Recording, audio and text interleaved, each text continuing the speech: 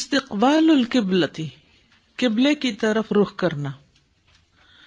والعبد کان فی حال غفلتہ کالآبق من ربہ، اور بندہ اپنی غفلت کی حالت میں ایسا ہی ہوتا ہے جیسا وہ اپنے رب سے بھاگا ہوا ہوتا ہے، بھاگے ہوئے غلام کی طرح ہوتا ہے. وقد عطل جوارحہ، اور اس نے معطل کر رکھا ہوتا ہے، بیکار کر رکھا ہوتا ہے اپنے اعضاء کو اور اپنے دل کو، ان الخدمت التی خلق لہا، اس خدمت سے جس کے لیے اس کو پیدا کیا گیا. یعنی اس وقت وہ بندگی کی حالت میں اس طرح نہیں ہوتا. فَإِذَا جَاءَ إِلَيْهِ، پھر جب وہ اس کی طرف آ جاتا ہے، فَقَدْ رَجَعَ مِنْ إِبَاقِهِ، تو وہ رجوع کر لیتا ہے اپنے اس فرار سے، مفرور ہونے سے. فَإِذَا وَقَفَ بَيْنَ يَدَيْهِ مَوْقِفَ الْعُبُودِيَّةِ، پھر جب وہ کھڑا ہوتا ہے اس کے سامنے عبودیت کے مقام پر، وَالتَّذَلُّلِ وَالْإِنْكِسَارِ، اور ذلت اور انکساری کے ساتھ، فَقَدْ اسْتَدْعَى عِطْفَ سَيِّدِهِ عَلَيْهِ، تو وہ متوجہ کر لیتا ہے شفقت کو اپنے آقا کی اپنے اوپر، یعنی اپنے رب کی شفقت یا رحمت کو متوجہ کر لیتا ہے. وَإِقْبَالَهُ عَلَيْهِ بَعْدَ الْإِعْرَاضِ، اور اعراض کرنے کے بعد وہ اپنے آقا کی رحمت اور شفقت کو اپنے لیے حاصل کر لیتا ہے. یعنی نماز سے فارغ ہو کر جب ہم دنیا میں پڑ جاتے ہیں تو اللہ کو کم ہی یاد کرتے ہیں، پھر جب نماز کے لیے بلایا جاتا ہے حی علی الصلاح حی علی الفلاح، پھر واپس آتے ہیں اور اس طرح پھر اپنے رب سے اس کی رحمت اور شفقت طلب کرتے ہیں. وَأُمِرَ، اور اس کو حکم دیا گیا، بِأَن يَسْتَقْبِلَ بَيْتَهُ الْحَرَامَ بِوَجْهِهِ، کہ وہ اپنے چہرے کے ساتھ اس کے محترم گھر کی طرف اپنے رخ کو پھیر لے.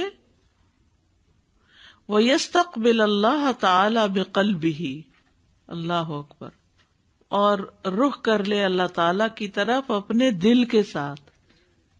چہرے کو قبلے کی طرف کر لے اور دل کو اللہ کی طرف کر لے. لِيَنْسَلِخَ مِمَّا كَانَ فِيهِ مِنَ التَّوَلِّ وَالْإِعْرَاضِ، تاکہ نکل آئے اس سے، انسلاخ ہوتا ہے نکلنا، مما کان فیہ، جس میں وہ تھا، من التولی، پشت پھیرنے سے، والاعراض، اور اعراض برتنے میں. یعنی ابھی تک جو اس نے اپنے رب سے منہ موڑا ہوا تھا اور دنیا میں پڑا ہوا تھا اور اس سے بے رخی برت رہا تھا، تو وہ اس حالت سے باہر نکل آئے، واپس اپنے رب کی طرف رخ کر لے. ثم قام بین یدیہ، پھر کھڑا ہو اس کے سامنے، مقام الذلیل الخاضع المسکین، ایک ذلیل اور ایک عاجز اور خشوع کرنے والے مسکین کی طرح کھڑے ہونے والا. المستعطف لسیدہ، جو اپنے آقا کی شفقت کا طلبگار ہے. وَأَلْقَى بِيَدَيْهِ، اور ڈال دے اس کے سامنے، مسلماً مستسلماً، پوری طرح سپرد کرتے ہوئے، جھکتے ہوئے، ناکس الرأس، سر جھکائے، خاشع القلب، دل کے خشوع کے ساتھ، مطرق الطرف، نگاہ جھکا کر، یعنی نرم دل، خشوع والا دل اور جھکی نظریں اور ڈالے ہوئے سر کے ساتھ اپنے آپ کو پوری طرح اللہ کے حوالے کرتے ہوئے اس کے سامنے اپنے آپ کو گرا دے. لا یلتفت قلبہ عنہ، اس کا دل ادھر ادھر التفات نہ کرے، توجہ نہ کرے. ولا طرفہ یمنۃ ولا یسرۃ، اور نہ اس کی نگاہیں دائیں اور بائیں ادھر ادھر مڑے. بل قد توجہ بقلبہ کلہ الیہ، بلکہ وہ اپنے پورے دل کے ساتھ اس کی طرف متوجہ ہو جائے. وَأَقْبَلَ بِكُلِّيَّتِهِ عَلَيْهِ، اور پوری طرح اس کی طرف متوجہ ہو جائے، رخ کر لے. تو اس میں انہوں نے بہت خوبصورتی کے ساتھ یہ بتایا ہے اور ایک مثال کے ذریعے یہ بات سمجھائی ہے کہ جس طرح انسانوں کا کوئی غلام ہوتا ہے، آج کے دور میں غلام تو نہیں ہوتے، لیکن جیسے کوئی بھی کہیں کسی آفس میں کام کرتا ہے، وہ بھی اس سے غلامی سے ملتی جلتی چیز ہی ہوتی ہے. تو بعض اوقات یہ ہوتا ہے کہ جہاں وہ کام کر رہا ہوتا ہے وہ ان کی بہت بڑی ضرورت ہوتا ہے. اب کسی وجہ سے وہ ناراض ہو کر تو چلا جاتا ہے. اسی طرح کوئی عورت اپنا گھر چھوڑ کے چلی جاتی ہے تو آپ نے دیکھا ہوگا کہ جو لوگ بھی غصے میں آ کے ایموشنل ریئیکشن کی وجہ سے اپنی کسی جاب پلیس کو چھوڑ دیتے ہیں یا پھر اپنے گھر کو چھوڑ دیتے ہیں تو جلد ہی ان کو ریئلائز ہو جاتا ہے کہ انہوں نے جو کیا وہ غلط کیا. وہ سمجھتے ہیں کہ ہم ضرورت تھے ان کی، ہمارے بغیر گھر نہیں چلے گا یا ہمارے بغیر کسی کا بزنس نہیں چلے گا، تو ہم ان کو مزہ چکھائیں چھوڑ کر تاکہ ان کو پریشانی میں ڈالیں. بندوں کے ساتھ تو پھر بھی انہیں کوئی پریشانی ہو ہی جاتی ہے، لیکن اللہ سبحانہ تعالیٰ کو تو کوئی فرق ہی نہیں پڑتا. تو جب کوئی بندہ اللہ سبحانہ تعالیٰ کی غلامی سے اپنے آپ کو نکال کے کہ اچھا کوئی فائدہ نہیں نماز پڑھنے کا، میں نے اتنی دعائیں کی کچھ قبول نہیں ہوئی، اور چھوڑ کے وہ بھاگ جاتا ہے، تو وہ دیکھتا ہے کہ کوئی اور بھی تو ٹھکانہ نہیں، کوئی اور بھی تو پناہ دینے والا نہیں. تو پھر اس کو جب یہ احساس ہوتا ہے تو پھر وہ واپس آ جاتا ہے. ٹھیک ہے. تو اسی طرح انسانوں کے ساتھ بھی جب ہمارے ایسے معاملات ہوتے ہیں تو بعض اوقات آپ نے دیکھا ہوگا کہ سپریشن کے دوران ہی ہسبینڈ وائف کو یہ احساس ہو جاتا ہے کہ ہم ایک دوسرے کے بغیر نہیں رہ سکتے، تو پھر وہ واپس پلٹ آتے ہیں. وہاں تو ایک اور ریزن ہوتی ہے واپس پلٹنے کی، لیکن دنیا میں بھی انسان کو ہر آن اللہ کی طرف پلٹنے کی ایک ضرورت ہوتی ہے.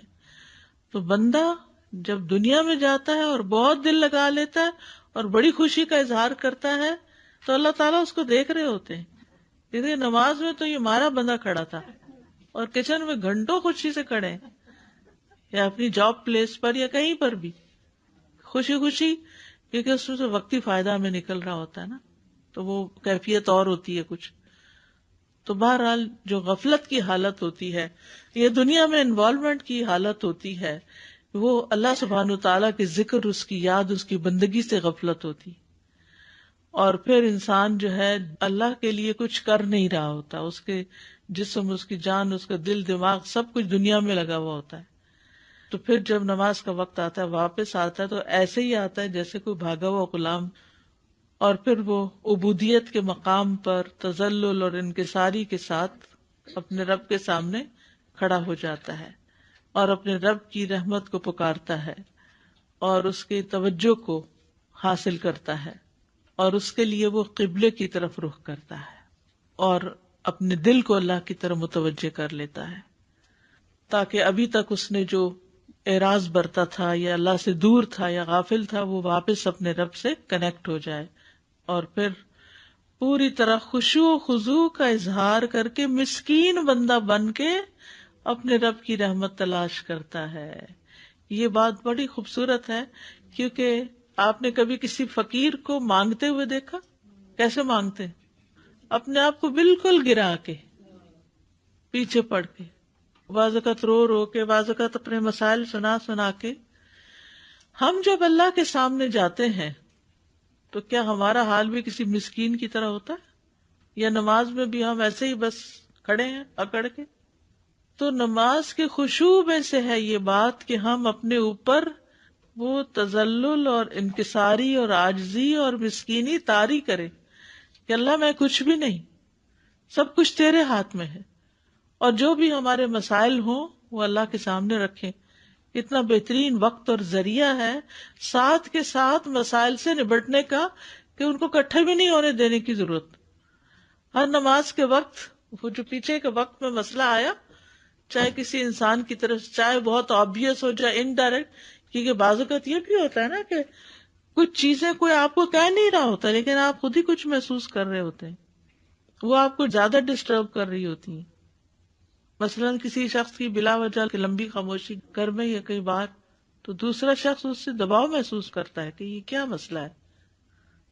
کی بات ہے کہ ہمارے فرینڈ ہیں، ان کے آپس میں میاں بیوی کے سالوں سے بات، مطلب رہتے تو ایک ہی گھر میں ہیں، لا حول ولا پھر ہم سب چلے گئے ان سے وہی کہ بھائی تم اپنے آپ کو کر لو. تو یہ طویل خاموشی کی بات کہہ رہی تھی میں، آپ نے جو کی اس کو بالکل مجھ کو ایسا لگا کہ کل یہی تو ہمارے ساتھ میں جو ہم لوگ ان کو سمجھا رہے ہیں کہ یہ جی، کیا کیونکہ وہ بہت بڑا ٹارچر ہوتا ہے. ٹارچر.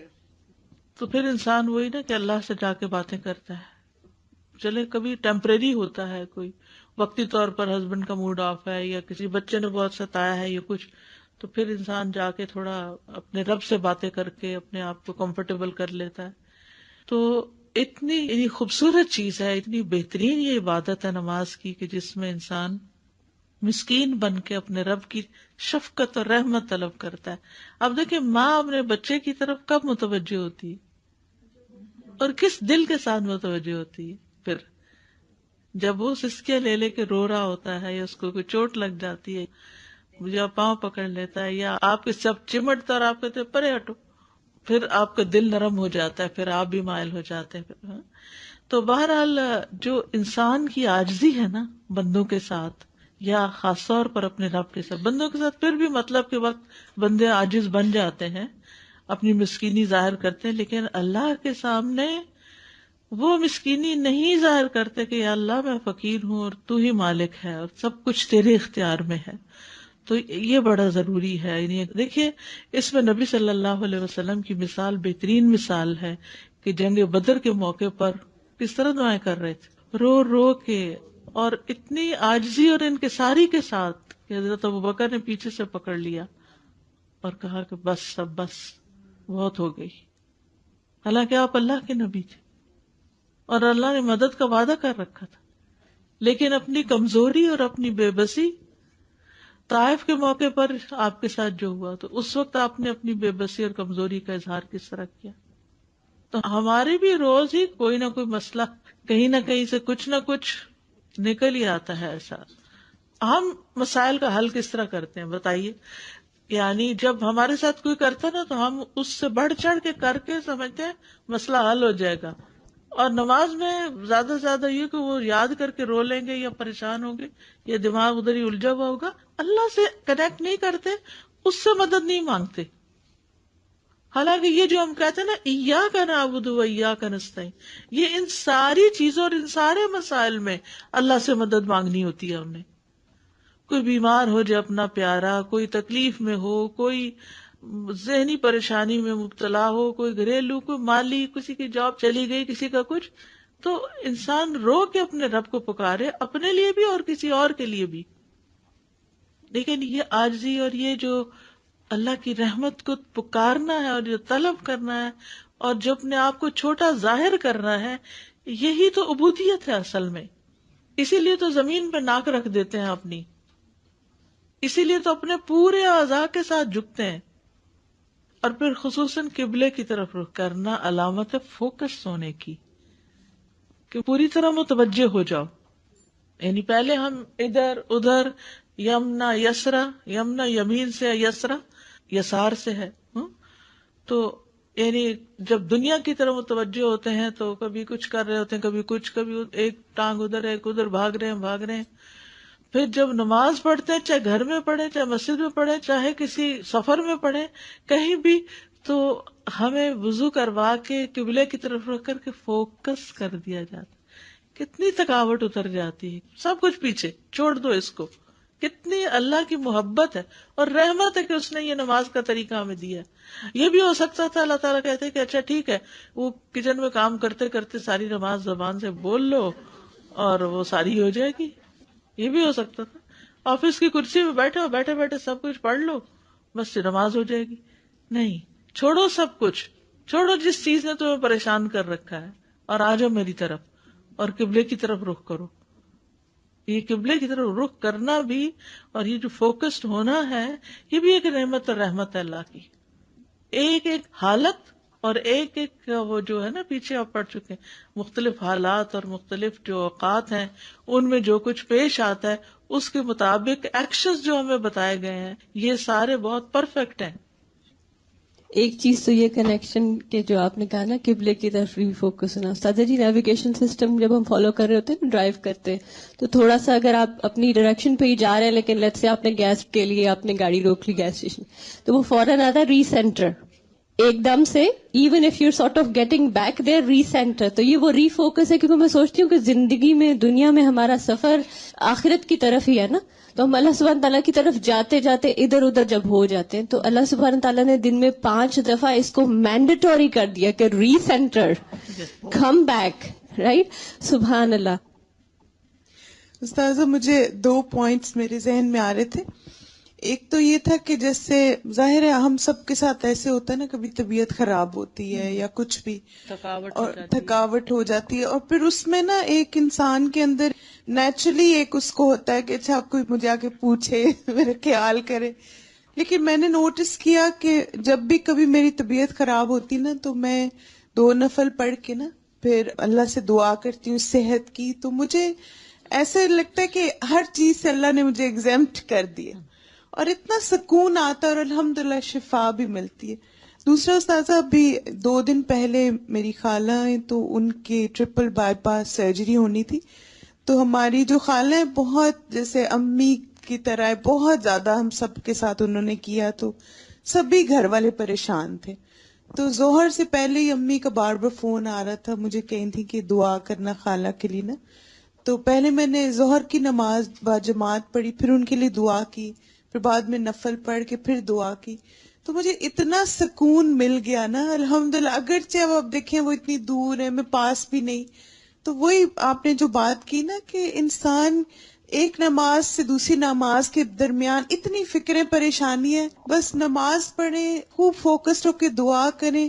اگر پھر بھی سکون نہیں آ رہا, نفل پڑھ کے دعا کریں, تو ایسے لگتا ہے کہ آپ کو اسی وقت دیر ان سولوشن مل گیا, اللہ تعالیٰ نے آپ کا مسئلہ حل کر دی. بالکل.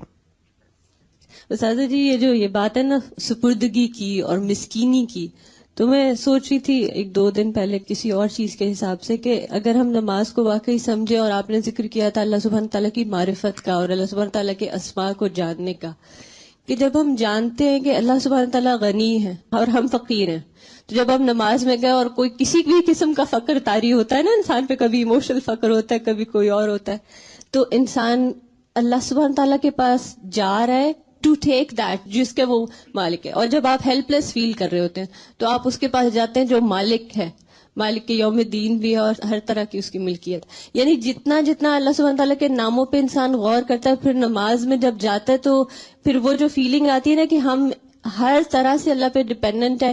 اف وی نیڈ riches تو وہ مالک ہے تمام خزانوں کا, اگر ہمیں بیماری کا کوئی ایشو ہے تو وہ شافی ہے, اگر ہمیں کوئی اور ایشو ہے تو ہر چیز اللہ سبحانہ تعالیٰ از لائک دا سارے خزانے ہی اسی کے پاس ہیں. یعنی نماز سے پہلے کے وقفے میں جتنے بوجھ ہم پر پڑ جاتے ہیں, چاہے وہ باتوں کے یا کسی جسمانی تھکاوٹ کے, وہ نماز میں جا کے ایسا لگتا ہے سارے آف لوڈ کر دیے, سب اتار دیے. جی, اور جو پچھلی کلاس میں تھا نا استاذہ جی کہ نماز ہمیں اسپرچولی نرش کرتی ہے, اور ہم جا کے جیسے تری پاتے ہیں, جب ہم خشک ہو جاتے ہیں, قحط زدہ ہو جاتے ہیں, اور جا کے تری پاتے ہیں, تو وہ مجھے خیال آ رہا تھا کہ ہر طرح کی خشکی ہوتی ہے اور ہر طرح کی تری اللہ سبحانہ تعالیٰ سے ہی لی جا سکتی ہے. بالکل. آپ کی بات سن کے نا مجھے یاد ہے, میں ٹائم مینجمنٹ کے بارے میں مختلف چیزیں پڑھ رہی تھی, تو اس میں انہوں نے کہا کہ ہم سب کو اپنے آپ کو ری سٹارٹ کرنا آنا چاہیے. اور ری سٹارٹ کرنے کا انہوں نے کیا کہا کہ جیسے بعض دفعہ ہوتا ہے نا ہم اتنے اوور ویلم ہو جاتے ہیں, ہو نہیں رہا, ختم نہیں ہو رہا, تو انہوں نے کہا کہ آپ سب کچھ چھوڑ دیں اور جا کے واک کریں اور کچھ ڈسٹریکٹ کریں 10 منٹس کے لیے, پھر آ کے دوبارہ اپنے آپ کو ری سٹارٹ کریں. تو میں سوچی تھی نماز ایک طرح سے ہمیں ری سٹارٹ کر دیتی, ریفریش کر دیتی ہے نا. استاذہ یہ جو ٹاپک ہے ہم اس کے بارے میں بار بار سوچ رہے ہیں, قبلے کی طرف رخ کرنا, تو جو بات ہے نا لوگوں سے ان کا قبلہ مت چھینیے ورنہ وہ آپ کو اپنا قبلہ بنا لیں گے. سب سے پہلے یہ ہمارے لیے بہت ضروری ہے, ہمارا قبلہ کیا ہے, کیا یہ وہی ہے جو اللہ سبحانہ تعالیٰ نے ہمارے لیے طے کیا ہے. تبھی جب 5 وقت ہم اللہ سبحانہ تعالیٰ کی طرف اس قبلے کو ایکسیپٹ کر پائیں گے, کیونکہ دنیا میں تو ہمیں بار بار پڑھنا ہی ہے اس جگہ پہ, مگر جب ہم اس قبلے کو ایکسیپٹ کر لیں گے, اللہ سبحانہ تعالیٰ کی طرف رخ کر لیں گے, تو ہماری نماز میں وہ خشوع انشاءاللہ ضرور آئے گا. انشاءاللہ. قرآن مجید میں اللہ سبحانہ تعالیٰ نے بار بار قبلے کی طرف رخ کرنے کا حکم دیا, اس لیے فرض نماز قبلے کی طرف منہ کے بغیر ہوتی نہیں, الا یہ کہ کوئی ذریعہ ہی نہ ہو آپ کو معلوم کرنے کا, جیسے جہاز پر نماز ہوتی ہے. ورنہ دوسرے پارے کا آغاز آپ دیکھیے, ترجمہ پڑھ کے دیکھیے, کئی دفعہ یہی حکم دیا گیا, وَمِنْ حَيْثُ خَرَجْتَ فَوَلِّ وَجْهَكَ شَطْرَ الْمَسْجِدِ الْحَرَامِ, اور یہ اس کے فرائض میں شامل کر دیا گیا, یعنی نماز اس کے بغیر ہوتی ہی نہیں. پھر اسی طرح یہ مسلمان کی پہچان ہے، یعنی مسلمان ہونے کے لیے ضروری ہے کہ آپ اسی قبلے کو فالو کریں. حدیث میں آتا ہے من صلی صلاتنا واستقبل قبلتنا واکل ذبیحتنا فذلک المسلم الذی له ذمۃ اللہ وذمۃ رسولہ فلا تخفر اللہ فی ذمتہ. رسول اللہ صلی اللہ علیہ وسلم نے فرمایا جو شخص ہماری نماز کی طرح نماز پڑھے اور ہمارے قبلے کی طرف منہ کرے اور ہمارا ذبیحہ کھائے تو وہ ایسا مسلمان ہے جسے اللہ کا ذمہ اور اس کے رسول کا ذمہ حاصل ہے، لہذا تم اللہ سے اس کے ذمے میں خیانت یعنی بدعہدی نہ کرو. یعنی یہ نہیں کہ نماز جدھر دل چاہے کر کے پڑھ لو اور حلال کھاؤ حرام کھاؤ کچھ بھی کھا لو تو پھر وہ اس ذمے سے نکل جاؤ گے. پھر اسی طرح رسول اللہ صلی اللہ علیہ وسلم نے فرمایا یقیناً ہر چیز کا ایک سردار ہوتا ہے اور مجلسوں کی سردار وہ مجلس ہے جو قبلے کے سامنے ہو، یعنی نماز پڑھ رہے ہوں یا حرم میں قبلے کے بالکل سامنے ہو. قبلے کی طرف منہ کرنا نماز کی شرائط میں سے ہے. جو فرض نماز قبلہ رخ سے ہٹ کر پڑھتا ہے جبکہ اسے قبلہ رخ ہونے پر قدرت حاصل تھی تو اس پر تمام علماء کا اجماع ہے کہ اس کی نماز باطل ہے. استغفر اللہ، یعنی نماز ہوتی ہی نہیں. کئی لوگ فرض نماز بھی خواہ مخواہ گاڑی میں بیٹھ کے پڑھ رہے ہوتے ہیں اور وہ کبھی کسی طرف رخ کر کے جاری ہوتی ہے اور کبھی کسی طرح. نبی صلی اللہ علیہ وسلم فرض نماز کے لیے سواری روکتے تھے.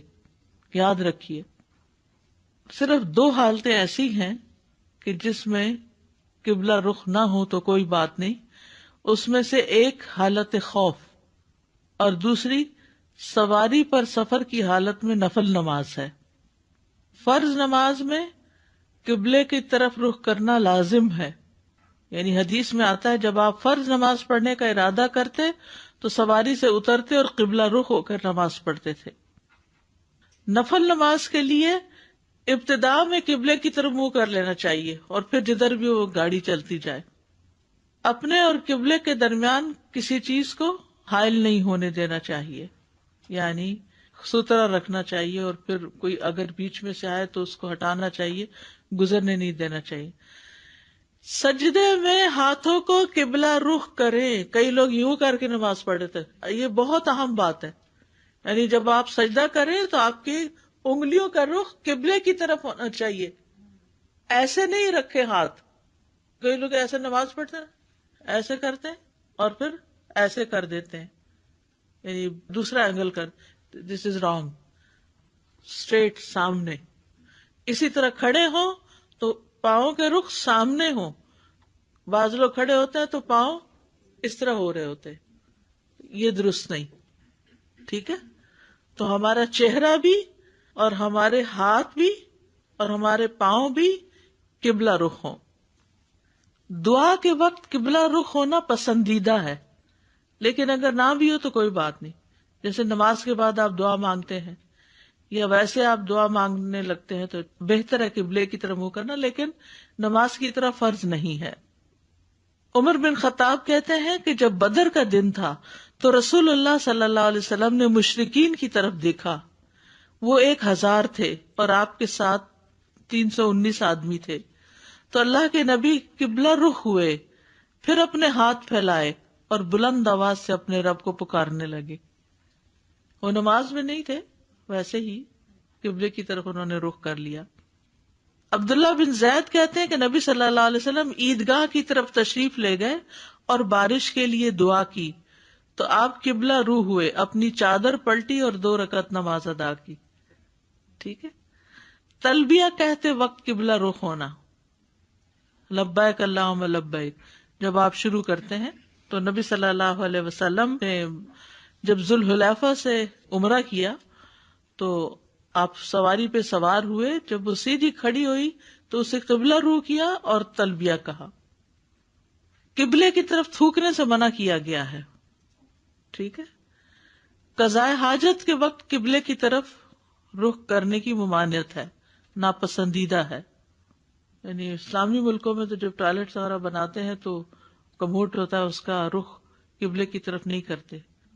تو بیت الخلاء میں بھی قبلے کی طرف منہ نہیں کرنا چاہیے، الا یہ کہ کوئی رخ بنتا ہی نہ ہو، مجبوری ہو.